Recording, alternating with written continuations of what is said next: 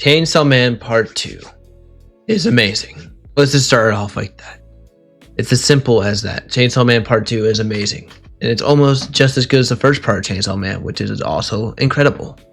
But however, Chainsaw Man Part 2 has a lot more discourse around itself and around the whole manga in general. And I think it's a worthwhile discussion to talk about while it's on my mind. So recently I went to see the Asa movie and I remembered my love for the show a little bit. I was like, oh my god, yeah, this is why I fell in love with it. And I decided, since with it fresh in my mind and everything, I wanted to go back and I wanted to read through all of Chainsaw Man Part 2. Part 1 I didn't really need to because I have it so fresh in my mind, I don't need to.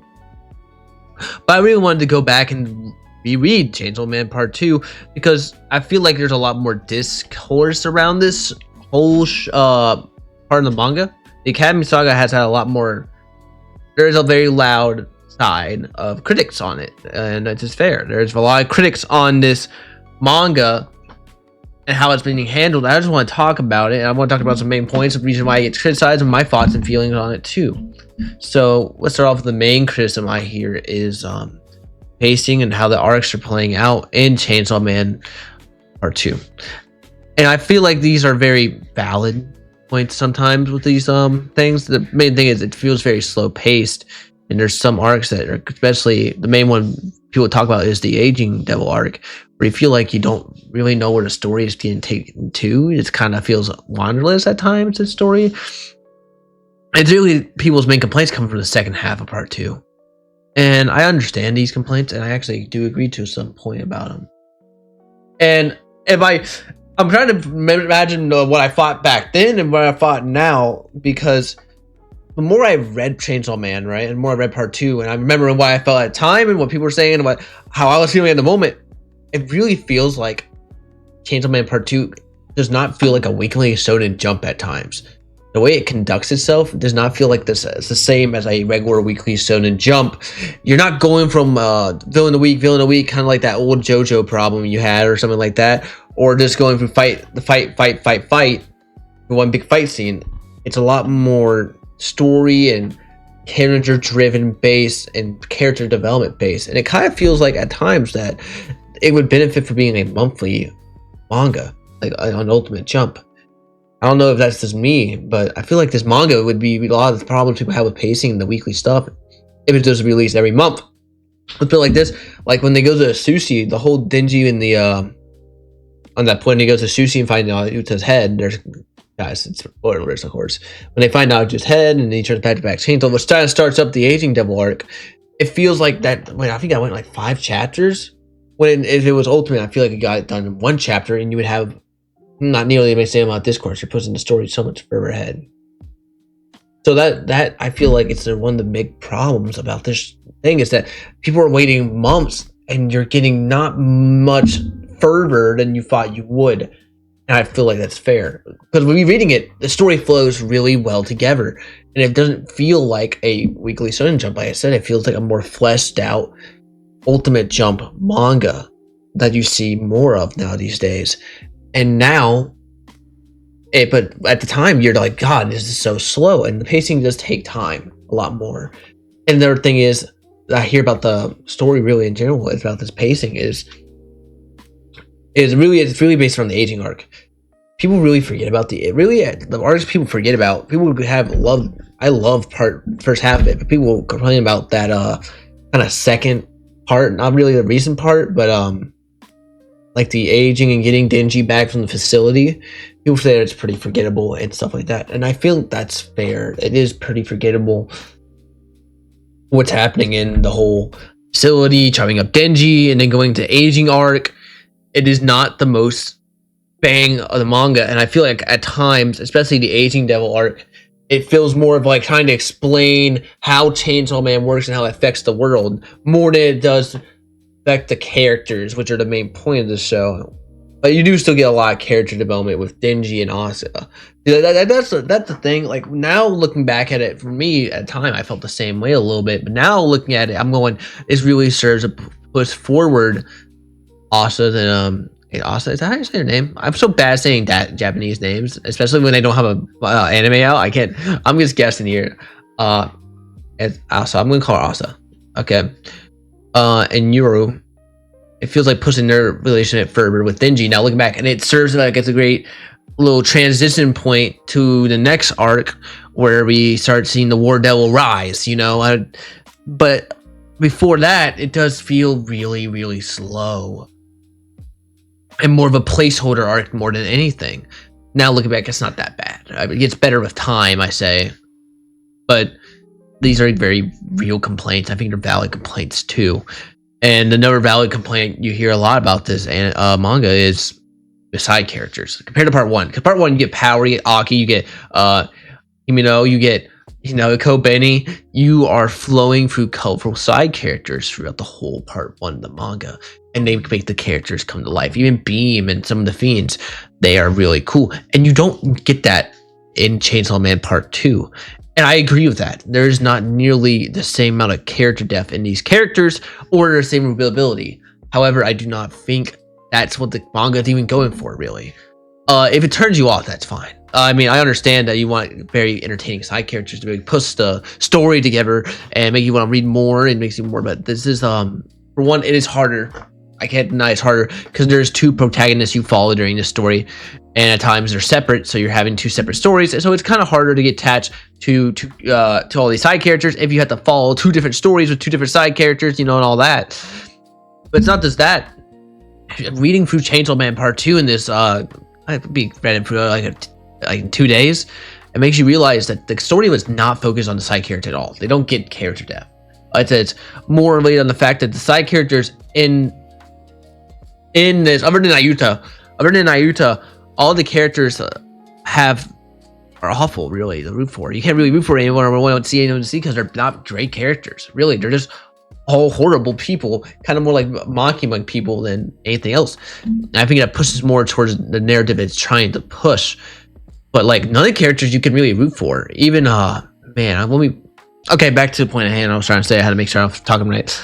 The characters in this manga don't have, the side characters really don't really have as much depth. They're not as fun as Power or anything. And I think part of that is when you take to the Denji side of the story, once you get to the second half, you're going through a roller coaster of emotions almost. It's just so much emotion flowing through Denji as a character and his turmoil in his life, not just from the bad tragedies that happened, but also just from being confused where he's at. And these characters are introduced like Kumiko and what's his name? Behrman, the flamethrower devil. They're not here to grow a connection like Aki or Power or just trying to survive like Kobeni are. Everybody in this story, really, you look at them, are trying to use him. They're all trying to gain his own benefit, right? Even the most real, probably rootable of the side character, Yoshihara? Let me see. Yeah, Yoshidata. Well, I can't. His classmate, right? Even he is trying to get his own goal of fulfilling probably a world out there. I wasn't clear. His goals are a little empty at times, but he still wants to protect the people from what I saw. So everybody in the story does not really care about Denji at all. That's the thing. None of the side characters care. They just want to push their own agenda. And there's not many of them, really. There's not many side characters. There's way less side characters in this one. And the ones that are there, they usually get killed instantly because they're the villains of the story more than they are the side characters. And that in general is a big thing, is that even though there's less chapters, there's less villains in this. Like Eternity Devil, there's another Eternity Devil arc, and there's not like a Bomb Devil or anything like that, or International Assassins where a bunch of new characters and new villains show up. Really, the same characters are here throughout the story. You're just going through their emotions, the turmoil, and deciding through themselves. I mean, the main villain of the plot is set up on the first chapter with the War Devil, and you follow the War Devil, who is the antagonist and the protagonist, really. And so I feel like a lot of the side character problems you're having is just coming from how the story is being previewed and written. And it's true, though. It's very true that if you're here for like how great the side characters were in Chainsaw Man Part 1, you will not find the same value in that in Part 2. This is not their story, though. Like, this is not focusing them at all. They don't get nearly as much attention as Power and Aki for a reason, because you're trying to you're trying to learn about Asa and Denji. That is their two relationships and how they think and feel. This is how the story is placed out, and I do think that can compel something. You know, it can really push something forward, but we'll have to go further in. But so those are that. And then the last complaint I hear really is the style change. The style between part 1 and 2 are not very different, but they are definitely noticeably different, and a lot of people prefer part 1 style. Me personally, how I look at it, I think part 2 having a different style and art style, it gives it more personality and differentiates itself a lot more from Chainsaw Man part 1. And I don't know if part 2 is going to be the last part. I don't think it's ever been confirmed, but say it is. Say there's part 3, right? We have another arc. I would want the art style, if you could. I'm not going to say change the art style or anything, but I think having a new art style for that and it separates it from part 2, then it's a very, very good way to make it where, hey, we're following Denji and all this, but there's a new point in his life. And this is what the story is going to, it kind of really makes it pop out, I think, in my mind more. And maybe that's just me, but I think that's a good thing, kind of. It's not really one I like both styles a lot. I can't really choose one. I think I do prefer part 1's a little bit more, at least in action wise. I prefer part 1, but like I said, it has a lot less action. And now I just want to give those are the main complaints about it. And I don't think these are they're decent complaints, but they do not bother me, nor do I think they actually are what the story is supposed to be about, kinda, you know? It is very true complaints. If you don't want to sit through 5 sections of like 10 chapters where Denji gets jerked off, made out with, then he goes eat sushi, and then he gets chopped up in pieces, and all that, and this and that, and whatever, and he goes fight the aging devil or whatever, you know what that is.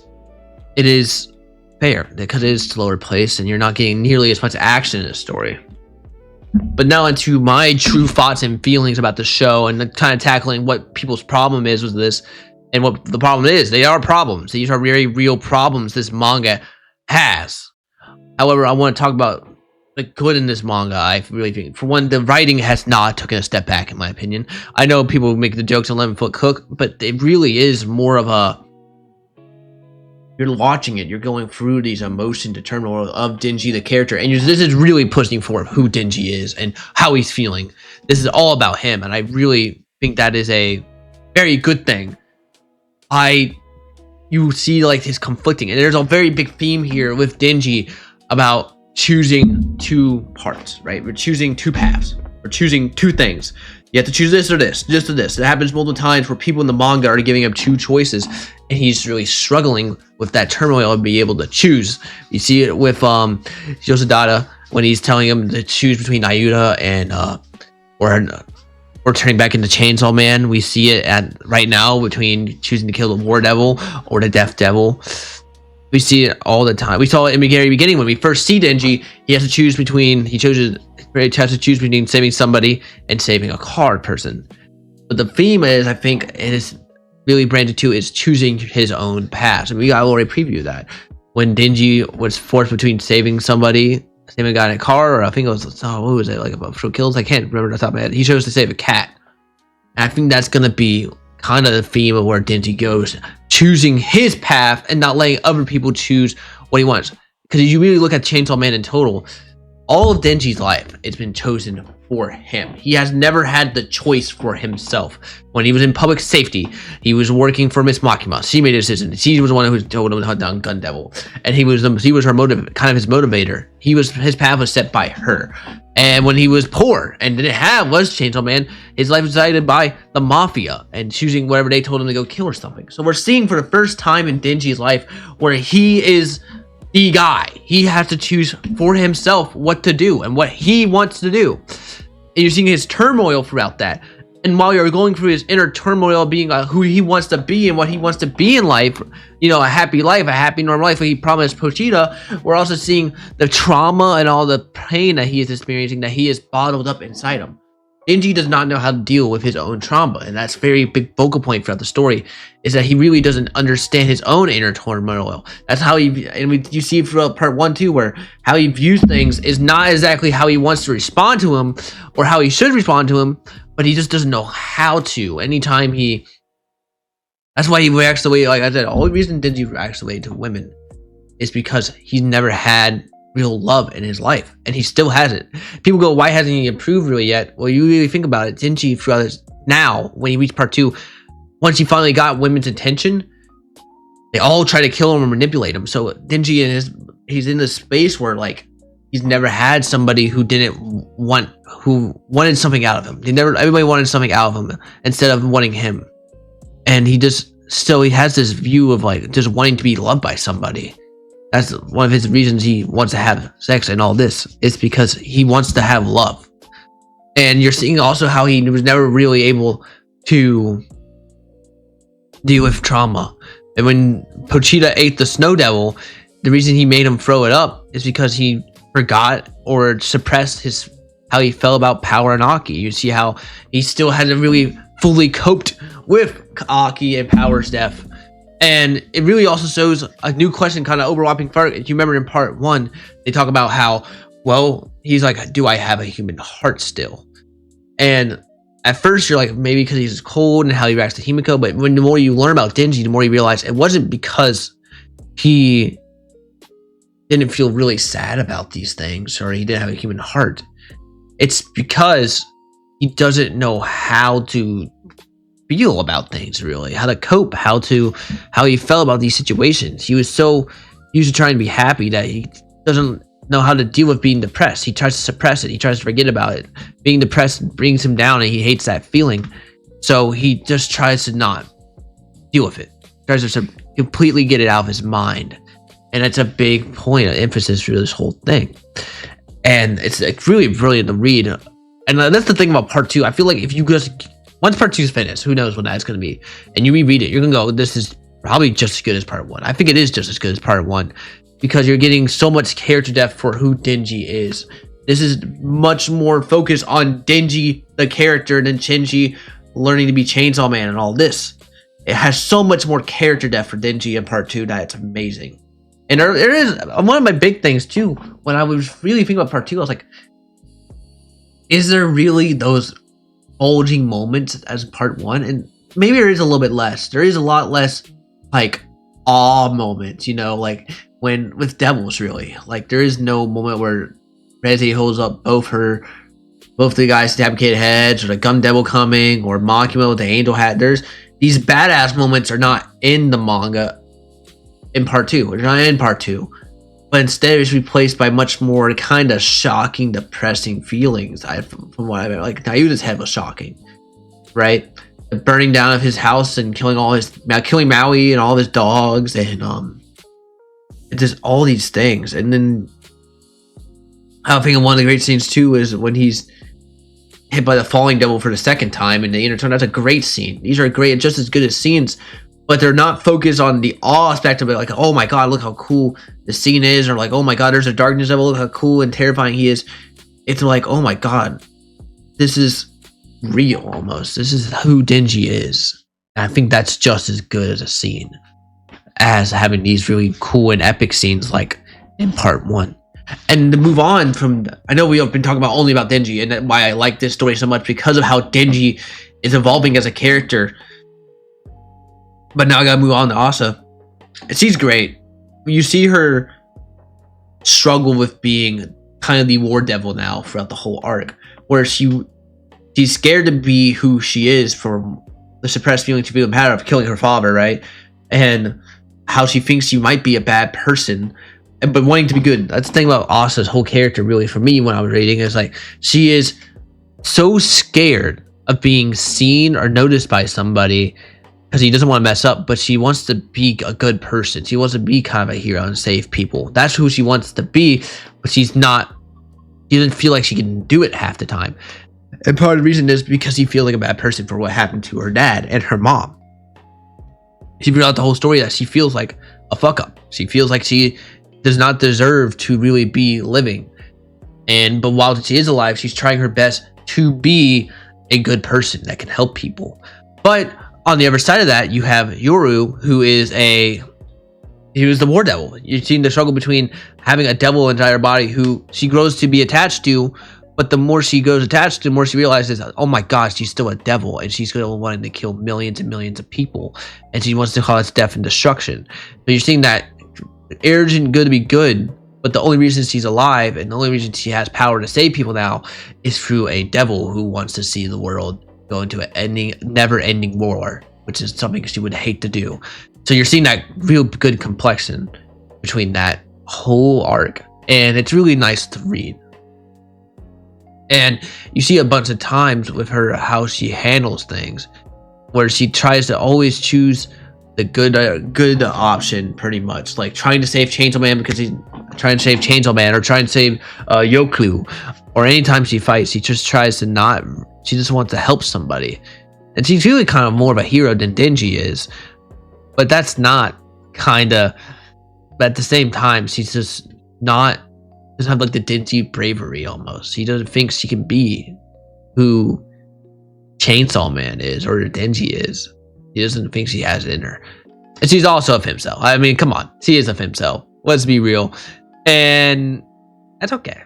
And I think she is a funny character at times. I think that's more for based on the fact that how she views herself, she kind of puts out on other people. So, that's it. And Yoru's fun, by the way. And there's still a lot of fun characters in arc. Yoru's amazing. Like, she's kind of like the power of this arc, you could say, where she just so fun. She's never a dull moment with Yoru. So you're going, oh my god, thank you, Yoru. Thank you. You're making it so much funner for us. And it's really nice to sit down. Just really nice to any Yoru scene's funny, it's fun, it has cool scenes. I love the concept of how War Devil works, and it's really nice. And Nayuta, who we haven't touched on, I really like Nayuta. Some people don't like her, but I think she's really cute. I think she has a great relationship with Denji. I think she is a awesome addition to the story, and she has a very sad death. There's very awesome scenes, like how much you love her and how much you love me, and it's just a cute scene. And like, it really proved that just because somebody's born a devil does not mean they can't be human. That's what kind of Nayuta proves, because even after she learns that she was Makima in the past and who Makima was, she still changes being just with Denji instead of being with Makima. It's kind of a really sweet scene. So it's really nice. And I want to move on to whatever thing. And the most important part of Chainsaw Man, other than produce this part, is the action, of course. And the action has taken a step back. I can't tell you that not. The action is a lot less flashy. There's a lot less cool fights. I think the action actually in part 2 is significantly worse than part 1. Because there's not many fights actually. Now really think about it. There's not many cool fights. The Yoku fight is awesome. But that's really the big fight of this whole series. There's not really ever big fights. The Aging Devil was more, they don't really fight him. They more just kind of escape him, I guess. He's not really a fight. It's really interesting. He's more explaining how Chainsaw Man works and how he affects the world. So very cool thing to see. And other than that, I mean, like, I can't really think of a very cool, awesome fight off the top of my head. The one that's going on right now between Denji and Yoru, or really Pochita and Yoru, is really nice, but it's more actually delving deep into Denji's character and Asa's character again. So it's not really getting to see much of this cool fight that's playing out, and that's kind of the purpose. I don't think there's many cool fights necessarily, but there is a lot of cool moments still. And I think this is a really amazing manga still, and it's really picking up pace, especially in the space of chapters. And I think it, like I said, there's problems, especially with I think the fight. Like I said, the fight scenes are lacking. And sometimes you do wish they can do more with characters, especially really there's no characters they really delve into as side characters. Really not, other than Yoku, who dies at the beginning of the fucking manga. So at least beginning of part 2. So who gives a fuck really after 2 years now or 3 years now? So there's that for you.